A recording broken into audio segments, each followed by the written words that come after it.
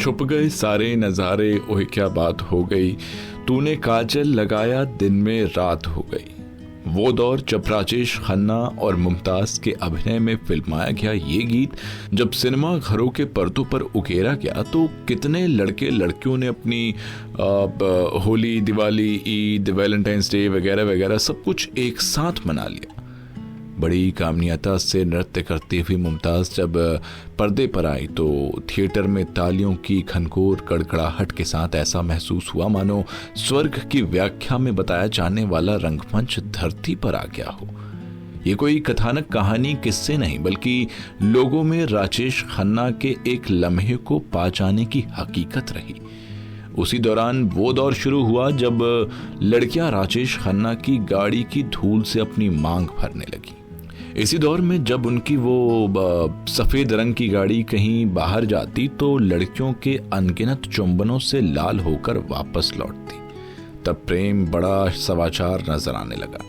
राजेश खन्ना सही मायने में भारतीय फिल्म उद्योग के पहले सुपरस्टार थे। उनके बाल रखने का स्टाइल हो या गुरु कॉलर वाली शर्ट पहनने का तरीका हो या गर्दन झुकाकर नैनों के तीर से जान निकाल लेने वाली अदा हो, उनके द्वारा की जाने वाली हर अदा बहुत कातिल थी जिसने सिनेमा प्रेमियों के साथ साथ पूरी पीढ़ी को अपने वशीभूत कर रखा था। उनके इस सम्मोहन के अनगिनत किस्से सामने आए जिसमें बंगाल की एक बुजुर्ग महिला भी बेशुमार थी।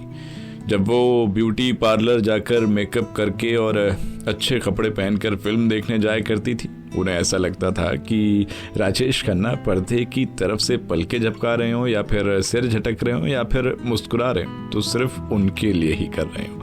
राजेश खन्ना की उन आदतों को देखने के लिए उनकी बकायदा डेट हुआ करती थी। उन्हीं को नहीं, तब ऐसा हर लड़की को महसूस होता था। तब राजेश खन्ना के गुस्से और लेट लतीफी के किस्से भी बहुत मशहूर हुआ करते थे। जिमी सीपी साहब ने उन्हें एक फिल्म राज, जिनमें उनका डबल रोल हुआ करता था, जिसमें उन्हें शूट के लिए सुबह 8 बजे बुलाया गया था, लेकिन वो आदत के मुताबिक 11 बजे पहुंचे। सब लोग सोच रहे थे कि ये तो नया लड़का है, इसका पहला शूट है, ये ऐसा कैसे कर सकता है। कुछ लोगों ने उन्हें घूर कर देखा भी, इसके लिए सीनियर टेक्नीशियन ने उन्हें थोड़ा डांट डपट भी लगाई।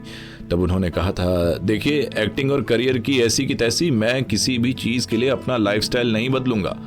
तो सब खामोश हो गए।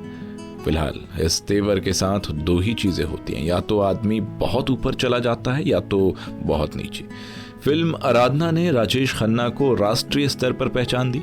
इस फिल्म का गाना मेरे सपनों की रानी कब आएगी तू, ये गाना मुझे लगता है कि हर राजकुमार अपनी अपनी राजकुमारी के लिए अकेले में बहुत जोर से गाया करता होगा। इस फिल्म में राजेश खन्ना शर्मिला टैगोर के पति बने हुए थे। इसके बाद लोग उन्हें ढूंढते रहे और उनकी पूंछ बहुत ज्यादा बढ़ गई थी। साथ ही राजेश खन्ना की कामयाबी का सिलसिला शुरू हुआ और वो बढ़ते ही चले गए। इस दौरान उन्होंने लगातार करीब 13-14 हिट फिल्में दी जिसकी मिसाल आज तक नहीं मिलती। उनकी हर फिल्म जुबली हिट और ब्लॉकबस्टर रही। उस दौर में अजीब हालत थी कि 6-7 महीने सिर्फ राजेश खन्ना की ही फिल्में देखी जा रही थी। मशहूर फिल्म लेखक सलमान खान के पिता सलीम खान ने कहा कि किसी अभिनेता के लिए ऐसी दीवानगी उन्होंने तब से लेकर आज तक नहीं देखी। बताया जाता है कि उनकी मुस्कान बहुत कातिल थी जो लड़कियों के दिल में घर कर जाती थी। 80 के दशक में अमिताभ बच्चन से भी ज्यादा राजेश खन्ना का ज्यादा क्रेज था। उन दिनों अमिताभ का दौर शुरू हो चुका था, लेकिन एक किस्सा है कि एक शादी पार्टी में बहुत चोटी के स्टार पहुंचे थे जिसमें राजेंद्र कुमार, धर्मेंद्र, राज कपूर समेत कई दिग्गज कलाकार शामिल थे। लेकिन जैसे ही राजेश खन्ना की एंट्री हुई, ये नज़ारा देखकर सबके रोंगटे खड़े हो गए और सारे मीडिया के कैमरे उनकी तरफ घूम गए। उस शादी में करीब 500 से ज्यादा लोग रहे होंगे, लेकिन सब के सब राजेश खन्ना के पीछे चल रहे थे। राजेश खन्ना पर तो बहुत सारी लड़कियां मरा करती थी, लेकिन उनका दिल जीतने में अंजू महेंद्रू कामयाब रही। अंजू उनकी जिंदगी में तब से थी जब से वो स्ट्रगल कर रहे थे। उस दौरान उन्होंने उनका बड़ा साथ दिया। अंजू ने भी काफी स्ट्रगल किया, लेकिन वो उतना कामयाब नहीं हो पाई। स्टार बन जाने के बाद राजेश अक्सर अंजू के घर जाया करते। अंजू ने कहा था कि राजेश खन्ना चाहते थे कि अंजू भी उनके स्टारडम को महसूस करे, लेकिन अंजू के लिए वो मुमकिन नहीं था। इसके अलावा उन्हें तारीफ करने वाले लोगों की जरूरत थी। वो उन्हीं लोगों से घिरे रहना ज्यादा पसंद करते थे जो उनकी तारीफें किया करते थे। इस वजह से वो अंजू को कम वक्त देने लगे और दोनों के रिश्तों के बीच दरार आनी शुरू हो गई। इसके कुछ ही दिनों बाद राजेश खन्ना की जिंदगी में डिंपल कपाड़िया की एंट्री हुई और वो उम्र में बहुत छोटी थी। 3-4 दिनों के भीतर उन्होंने शादी करने का फैसला किया। ये अंजू को बहुत बाद में पता चला। दुनिया का हर अच्छा सिलसिला हमेशा के लिए वैसा नहीं रहता। राजेश खन्ना के साथ भी ऐसा ही हुआ, जिसके बारे में कहा गया कि वो कामयाबी को ढंग से हैंडल नहीं कर पाए। इसके बाद एंग्री यंग मैन की एंट्री के साथ रोमांटिक फिल्मों का युग पुराना लगने लगा। अब वो रोमांस एक्शन की तरफ जाने लगे। उसी जमाने में जंजीर आई, फिर शोले और दीवार आ गई। इस तरह गुस्से वाले करैक्टर खड़े होने लगे। राजेश खन्ना मूल रूप से रोमांटिक स्टार थे। उन्होंने 80 के दशक में कुछ एक्शन फिल्में की, लेकिन उनमें वो कभी स्वाभाविक नहीं लगे। अचानक फिल्मों का ट्रेंड बदला और वो डिप्रेशन में आ गए। फिल्म नमक हराम से इनकी शुरुआत हुई। जब नमक हराम साइन की गई थी तो राजेश खन्ना सुपरस्टार थे और अमिताभ बच्चन उतने बड़े स्टार नहीं थे। राजेश खन्ना ने कुछ ऐसी फिल्मों में काम किया जिन्होंने उनके करियर को बहुत नुकसान पहुंचाया। तब मुंबई की बाल काटने वालों की दुकान पर दिलीप कुमार के कटआउट और देवानंद के कटआउट लगा करते थे। इस दौरान मुंबई बार्बर्स एसोसिएशन ने एक नया बोर्ड बनवाया जिसमें 2 नई एंट्रीज की गई, जिसमें लिखा था राजेश खन्ना हेयर कट 2 रुपए और अमिताभ बच्चन हेयर कट 3.5 रुपए। इसमें भी राजेश खन्ना आहत हुए। कई फ्लॉप फिल्मों के बाद राजेश खन्ना ने फिल्म शैतान में कमबैक किया और एक बार लगा कि पुराने राजेश खन्ना वापस आ गए हैं। उस फिल्म की शूटिंग के दौरान ही राजेश खन्ना का टीना मुनीम से रोमांस शुरू हुआ था। इस शूटिंग के दौरान डिंपल मॉरिशस गई थी। जब उन्होंने अपनी आंखों से देखा कि राजेश टीना मुनीम के बहुत नजदीक जा रहे हैं तो वो वापस मुंबई चली आई।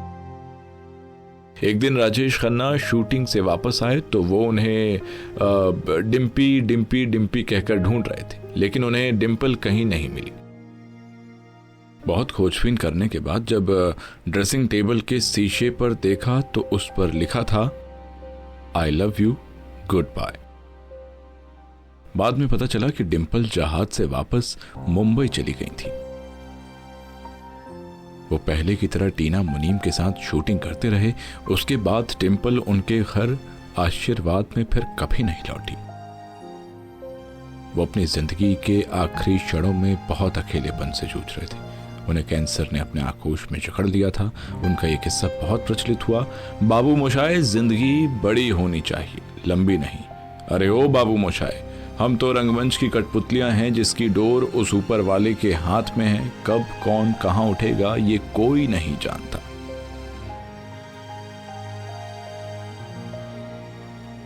आनंद मरा नहीं, आनंद कभी मरते नहीं। ये संवाद दरअसल दर्शन है जीवन का। Angry young man actor Rajesh Khanna उर्फ काका, उनका जीवन रंगमंच जैसा ही रहा। सितारों की जिंदगी में जब तक तालियों की कड़कड़ाहट शामिल होती है तब तक उन्हें कुछ नहीं सूझता, लेकिन जब ये तालियों का शोर धीमा पड़ने लगता है तो मानो उनका सब कुछ लुट चुका हो। उनके ये डायलॉग अक्सर उनकी दर्द बयानी किया करते थे। इज्जतें, शोहरतें, उल्फतें, चाहतें, सब कुछ इस दुनिया में रहता नहीं। आज मैं हूं जहां कल कोई और था। ये भी एक दौर है, वो भी एक दौर था। जब तक स्टेज सजा था तब तक लोगों की भीड़ भी लगी हुई थी। जैसे ही मजमा खत्म हुआ, काका अकेले रह गए। आखिरी के दिनों में एक दिन काका ने कहा टाइम अप हो गया, पैकअप। अब काका नहीं रहे। राजेश खन्ना ही सिर्फ ऐसे अदाकार थे जिन्हें सुपरस्टार का खिताब मिला। काका भले ही ना हो, लेकिन फिल्मों में निभाए गए अपने किरदारों से वो हमेशा अपने चाहने वालों के बीच बने रहेंगे। वैसे भी आनंद मरा नहीं करते, वो तो उदासी में जीवन को अर्थ देते हैं। राजेश खन्ना की जीवन लीला 29 दिसंबर सन 1942 को शुरू हुई और तमाम उतार चढ़ाव के थपेड़ों और झकोरों को झेलते हुए 18 जुलाई साल 2012 में समाप्त हो गई।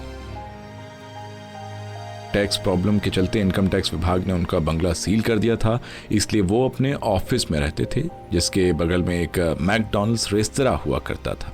वो वहां जाते थे, एक बर्गर खाते थे और स्ट्रॉबेरी मिल्क शेक पिया करते थे, जो उनका बहुत फेवरेट हुआ करता था। कई शाम तो वो अकेले इंतजार करते बहुत परेशान हो जाया करते थे कि कोई आए और उन्हें पहचान ले, लेकिन ऐसा कभी कभी होता था। जब कोई पुराना फैन वहां आकर उन्हें पहचान लेता था तो वो बहुत खुश हो जाते थे। उम्मीद करता हूं दोस्तों आपको राजेश खन्ना के ऊपर ये अनसुने किस्से पसंद आए होंगे। आपके लिए ये लिखा था हमारे सहयोगी गौतम ने। फिर मिलेंगे किसी अगले दिन किसी नए किस्से कहानी के साथ। फिलहाल के लिए मुझे दीजिए इजाजत और सुनते रहिए सुनो जिंदगी।